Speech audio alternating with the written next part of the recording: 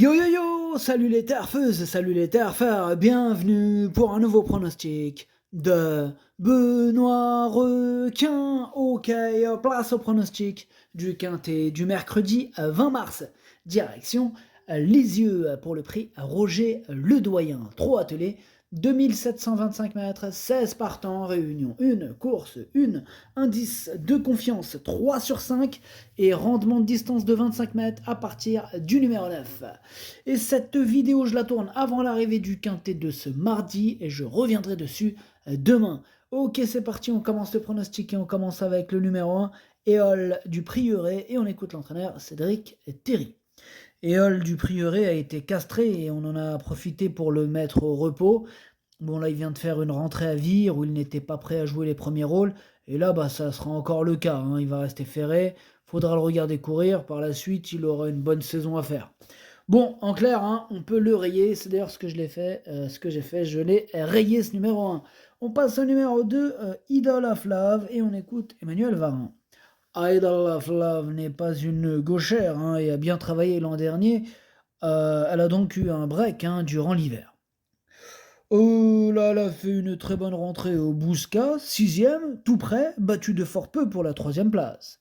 Elle n'est peut-être pas tout à fait à 100%, elle est à 90%. Voilà, pour être... c'est que ça, enfin bref.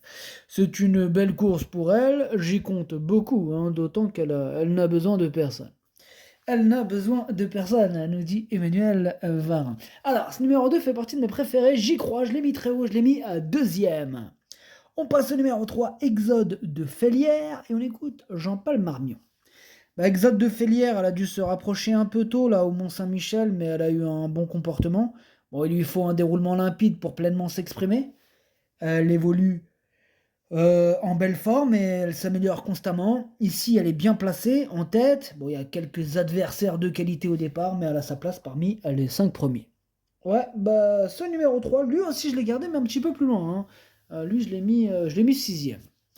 On enchaîne avec le numéro 4, Gai Matin, et on écoute Guillaume Gillot. Gai Matin, il s'est montré fautif peu avant le dernier tournant en dernier lieu, quand son driver lui a débouché les oreilles. Ouais. Bon, c'est pas un cheval fautif, mais bon, ça peut arriver. Bon, il n'aurait pas pu prétendre à beaucoup mieux, qu'une 5ème place. Bon, voilà. On n'est pas loin de la maison, là, il est bien placé en tête. Bon, les chevaux des 25 mètres sont bien au-dessus de lui. Je le vois en fin de combinaison. Pareil, monsieur Guillaume. Moi aussi, je le vois en toute fin de combinaison. C'est d'ailleurs la place que je lui ai attribuée à la fin. On passe au numéro 5, Flocon d'Igéo, et on écoute Pierre Well. Flocon d'Igéo, il est bien. Et il a l'avantage de partir en tête. Bon, cela dit, il a l'inconvénient d'affronter de plus jeunes compétiteurs que lui, donc cela ne sera pas facile. On va courir le long du rail, il va faire ce qu'il peut. S'il terminait 4ème, 5ème, nous serions ravis. Bon, moi ce numéro 5, je ne l'ai pas retenu, par contre il est en plein milieu de ma petite liste. Enfin non, il est à l'arrière de ma petite liste. Comme il y en a que deux sur ma liste aujourd'hui, de possibles troubles faits, voilà. Lui c'est le deuxième, il est à l'arrière de la liste. On passe au numéro 6, Hoche, et on écoute François Lagadec. Hoche n'est pas forcément au mieux cet hiver. Aussi, on a fait l'impasse sur le meeting. Il avait du travail derrière lui avant sa rentrée à Laval. Bon, il m'a beaucoup plu, me laissant une belle impression. C'est la première fois qu'il finit aussi vite. Là, il se présente à une semaine, c'est ma seule crainte, mais il affiche souplesse et gaieté. Comment dirais-je, pieds nus là, et bien placé en tête, il a ma confiance. Ok, François Lagadec. En tout cas, ce numéro 6, il a aussi ma confiance. Il me plaît bien, il peut en faire souffrir plus d'un sur sa route, ce numéro 6, méfiez-vous-en. Moi, je l'ai mis 5ème. On passe au numéro 7, Gamin de Mahé, et on écoute Charles Cuillet. Le Gamin de Mahé, il a très bien terminé son parcours sur l'hippodrome de Mokanchy. Ici, il découvre un bel engagement en tête. Je le confie à Johan Le Bourgeois. Il a fait ses preuves à main droite et s'adapte à tout. Il faut juste affronter les 6 et 7 ans, mais il a sa place à l'arrivée. Pareil, ce numéro 7, lui aussi je l'ai gardé, et je l'ai même gardé très haut. Il fait vraiment partie de mes préférés, ce numéro 7. Il peut frapper un grand coup, je l'ai mis 3ème. On enchaîne avec le numéro 8, Faubourg du Perche, et on écoute Stéphane Provost. Faubourg du Perche, il avait bien fait en début de meeting au monté. Aussi, j'ai insisté dans la spécialité, mais cela ne lui a pas convenu. Il revient ici à l'attelage. Bon, on joue à domicile et l'engagement est idéal en tête. Néanmoins, ici, il aura fort à faire pour s'illustrer. L'opposition est de taille, hein, ce n'est qu'un outsider. Ce n'est qu'un outsider, nous dit Stéphane. Ce numéro 8, moi je ne l'ai pas retenu. Voilà, après, question de feeling, affaire d'impression, en cas de défaillance pour les amateurs de cotes de champ réduit. On passe au numéro 9, Eradames, et on écoute Clément Thomas. Eradames, il était compétitif pour une place sur le podium dernièrement, quand il a heurté la roue d'un concurrent à l'entrée de la ligne droite. Ouais. Bah, il a prouvé qu'il était en forme après avoir soufflé un temps à la campagne. Bon, il est resté dans un bel état de forme, il faudra certes rendre la distance à quelques bons éléments. Cela dit, il est pratique à l'aise, il est pratique et à l'aise à droite, j'ai des ambitions. Ouais, ben moi il me plaît beaucoup ce numéro 9, hein, j'y crois vraiment et je l'ai mis quatrième. On passe au numéro 10, Graal du Trésor, et on écoute Mathieu Mottier. Graal du Trésor était compétitif hein, pour une place sur le podium quand il a heurté. Non, pardon. Graal du Trésor, là, en fait, il y a un petit bug. On n'a pas les commentaires de l'entraîneur. Et oui, c'est Mathieu Mottier qui nous fait une farce. Il est un peu en avance sur le mois d'avril. On est encore en mars. Calme-toi avec tes poissons d'avril, Mathieu. Ce numéro 10, lui, je l'ai retenu aussi, mais en bout de combinaison. On passe au numéro 11, Emancourt d'Azif, et on écoute Jean-François Senet. Emancourt d'Azif, il est bien au travail, mais avec les fers, hein, ça va compliquer les choses. Hein, ça va un peu compliquer les choses. On court un peu pour qu'il nous rassure. Bon, bah en tout cas, ce numéro 11, pour ma part, je ne l'ai pas retenu, j'en ai préféré d'autres. On passe au numéro 12, Alicia Bella, et on écoute Jean-Paul Marmion.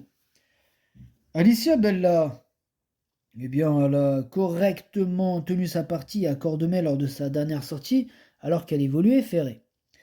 Ce sera encore le cas cette fois. Alors en la distance, il doit affronter de bons éléments. La partie ne sera pas facile avant coup. Ses ambitions sont plutôt limitées pour les premières places.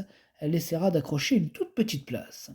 Place numéro 12, moi je ne l'ai pas retenu non plus. Par contre, voilà, c'est le chef de ma petite liste des possibles casseurs de tickets repérés. Attention, oui, c'est lui le capitaine, hein, c'est le numéro 12. Capitaine de ma liste. On passe au numéro 13, Funky Dalb, et on écoute Jean-François Senet. Funky Dalb, il avait eu des courses un peu plus dures cet hiver, mais il vient de remontrer le bout de son nez. Il est en bonne forme. Bon, faut faire le petit parcours. Cela ne sera pas évident aux 25 mètres. Il faudra que cela se passe bien pour qu'il vienne accrocher une place. Alors, ce numéro 13, lui non plus, je l'ai pas retenu. Alors, lui, c'est carrément mon gros regret. C'est lui mon cheval de complément en cas de nous partons. Attention, possible cassage en vue. On passe au numéro 14, Gaz d'Ocagne. On écoute Gilles Curens. Gaz d'Ocagne, il était un peu fatigué là après sa dernière sortie. Donc, il a pris du repos. Bon, il est resté un mois à l'arrêt, puis a repris l'entraînement, mais c'est une vraie rentrée. Hein. Il va manquer de compétition, du coup, je le laisse ferrer. Vous pouvez faire l'impasse sur ses chances. On peut faire l'impasse, hein, nous dit Gilles. En tout cas, moi, ce numéro 14, je l'ai rayé. On passe au numéro 15, Invictus Madiba, et on écoute Thomas Malgvist. Invictus Madiba, il a très bien fait après un parcours néo-vent dernièrement à Caen. Évoluer à main droite ne lui pose pas de problème. Bon, il a parfaitement récupéré de ses efforts. Bien sûr, il faut rendre la distance, mais il est bien placé et a les moyens hein, de jouer un premier rôle à ce niveau. Il cherche sa course. Hein, je suis d'accord avec lui, c'est mon préféré, même aux 25 mètres, il peut tous les battre, hein, je l'ai mis en tête. Et on termine avec le numéro 16, Falco des Rochers, on écoute Axel de Noir. Falco des Rochers, il venait bien finir en dernier lieu. Il aurait peut-être été 6e, 7e s'il ne s'était pas trompé à 150 mètres du but. Là, je pense qu'il est resté bien. Lisieux est une piste plus sélective qui va mieux lui convenir. Bon, il faudra un bon parcours, hein, car il a plus de marge, mais il peut participer à l'arrivée. Ok, merci Axel Lenoir. Ce numéro 16, lui, je ne l'ai pas retenu par contre, mais c'est un regret. C'est mon deuxième cheval de complément en cas de portant attention. Le pronostic, ça donne 15, 2, 7, 9, 6, 3, 10 et 4. Merci d'avoir suivi cette vidéo. N'hésitez pas à mettre un pouce bleu si la vidéo vous a plu. Pour accéder à tous mes tickets pour la course du Quintet, rendez-vous directement en description de la vidéo. À jouer avec modération. Bonne chance. Chopez-le-moi. Ciao.